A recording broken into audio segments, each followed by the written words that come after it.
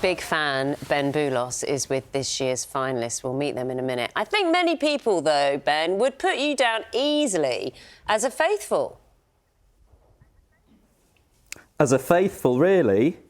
Well, the thing is, Naga, you never really know, do you? Faithful or traitor until the big reveal moment. But that's what our finalists and winners have all been so brilliant at doing. I'm delighted to say we've got them here with us. We've got Jake, Leanne, who won, and we've got Alex, Charlotte and Frankie, who all made it through to that very last episode. Guys, congratulations. Brilliant, brilliant watch. Has it sunk in yet? No, it still feels like a dream. Like I'm waiting to wake up. It's like a big pinch me moment. It just feels like such a surreal experience, and I can't believe, we did it. Yeah. And what reaction have you had from friends and family?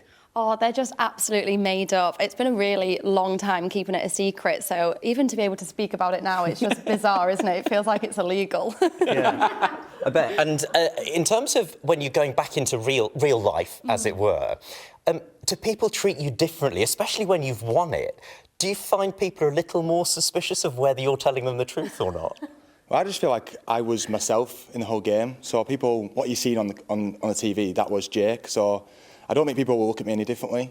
My wife, obviously, very proud of me, and she was like, I can't believe you've done it. And she actually thought, because I got to the end and I won, she expected me to be a traitor because I'm such a loud and opinionated person. She's like, there's no way that they haven't murdered you. Like, how have you lasted this long? But yeah. And Leanne, what about you? What have people responded to you with? Yeah, I mean, the one lie that I told was just my job, but I can't imagine. You say the one lie that you maintain throughout the whole thing. And actually, it's interesting that, isn't it? To win the Traitors, even as a faithful, you need to be really good at deceit. Gosh, I mean, it was such a difficult game, and I can't imagine how it felt being a traitor. And I wanted to be a traitor so bad, and I think the way it felt at endgame, I couldn't have imagined of ending that game as a traitor, knowing everybody's identities, because it was hard enough not knowing, you know? I mean, I'm sure people watching will know, but you pretended to be a nail technician, a beautician from the very beginning. Yeah. You're actually an army soldier. How much preparation did you think you could be caught out at some point?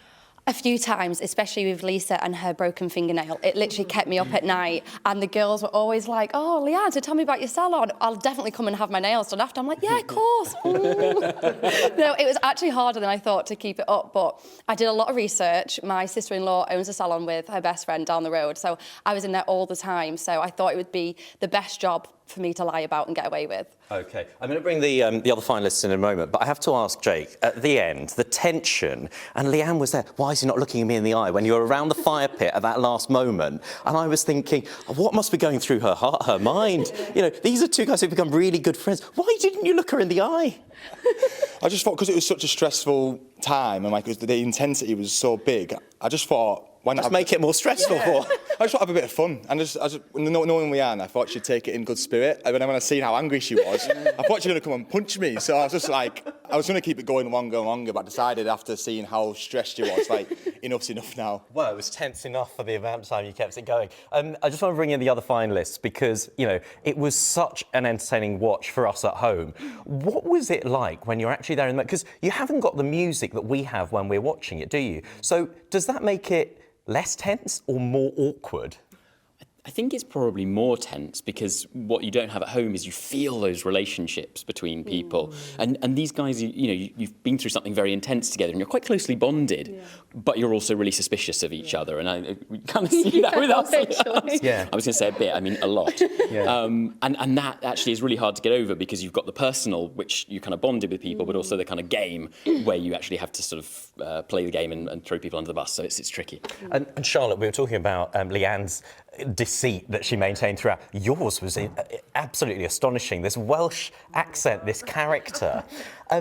What was your strategy with that? And did you think you might have to change it as you went along? Because we saw so many unexpected twists and turns this series. Yeah, I mean, I committed on day one and I just had to go with it because I think the moment, if I was going to do some sort of reveal, like, hi guys, I'm not actually Welsh, I think I'd be out. I think I'd just be out. People would just banish me for being so strange as to do it. But I think, I just committed. I rolled with it. I don't know. Maybe it did work. I don't know. I think as the days progress and my accent definitely lessened, I think I was just myself with this slightly lilted, softer voice, and maybe that helped me be a bit more trustworthy. Well, I fell for it completely. Yeah. Literally had no clue until after the filming, so yeah, it worked on me. And actually, on that point, Frankie, you obviously, even when you're banished, you don't know what other people have been saying behind your back and among each other. When you watch the episodes back later, once you've been banished,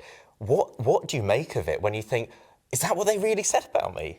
Yes, sometimes, but also it makes a lot of it make more sense as well, because there's some things would happen. You'd be like, well, why are they being like that with me? And then you'd see there'd been a conversation in the library about you and be like, oh, you do have a slight sense of paranoia when you're there. And then having watched it back, you go, oh, OK, it's not so I understand now. So, yeah, it's interesting to see it back. The challenges this year were on another level, weren't they? I mean, dangling from a helicopter in the final. But it got me thinking with that it makes you kind of bond, it brings you all together. Were the challenges helpful in terms of stepping away from, the mental somersaults you're doing? Because can you be thinking about who's a traitor and who's a faithful when you're dangling from a helicopter? Well, I did ask Alexander, only because I thought, I'm going to get him at his weakest. You're good. I was like, but that will pass out. So I was like, I'll use this moment. I'll just do some interrogation whilst I fly up. Yeah, but yes, they're really good to bring everybody together.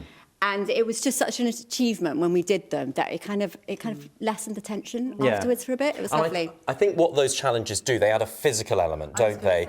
And alongside, because it's a real test of as an all-rounder, as a human, can you cope with the intensity of the physical task, the creepy physical task, the clowns? I mean, they were really scary. Honestly, the last mission we did, the sort of memory lane mission with the balloons and the clowns doing the dance, it was freaky, and the forest was all sort of misty. It was quite a kind of drizzly day. It was really eerie. But that was when Jake had his mastermind of the popping of the balloons. Yeah, Jake, I want to bring you in on this because the challenges, they are quite physically demanding. And you've been very open about your cerebral palsy. How did you find people responded to that? Has it made a difference if people contacted you about it? I've had loads of nice messages, lovely comments, basically saying that I've inspired people, like people who have cerebral palsy themselves, or they've got like a son or a daughter with cerebral palsy. And it does fill my heart because I just feel like I've had such a positive impact. Because I remember being that child at 6, 7 years old, not sure what my future holds. So to have people say, oh, you've inspired me, you give my kids hope that there's something that they can do. Because you do worry, like as a child, like, am I going to be able to have a job? Can I drive? Can I reach my dreams and goals? So to have that impact and just spread awareness, because it's like a hidden disability, people don't always notice it at first glance. To be like, even though I am disabled, it doesn't define me as a person, but I am proud of it. Like, don't be afraid, don't be ashamed. It makes me who I am. I'm not Jake without my disability. So it's a really empowering message to have conveyed, and the platform that you have to do that. Did you decide before you went in you were going to be very open about it? Yeah, I always said I was going to be open about it, but I didn't want to be like straight away in your face like I've got a disability, because I wanted people to know me for me, and then I wanted to do it in like a more authentic way. And then that mission with Alexander, I was struggling with the grip, and I just thought it's a nice way to actually, one, let people know that I am struggling. I'm not just, doing it on purpose. I'm not like trying to sabotage, because that's another thing as well. You're thinking, I don't want people thinking I'm a traitor because I'm sabotaging the mission. But I also think it's good to actually be open and be like, I need help. Like, don't suffer in silence. And as a child, I did do that a bit because I was so ashamed. But actually, growing up now, I wish I had more confidence in myself and be like, it's okay not to be able to do things. Well, I mean, hopefully you've given other people confidence and empowered them by the example that you've set. I have to ask, we're on BBC Breakfast, obviously, and the breakfast room. Oh, my goodness.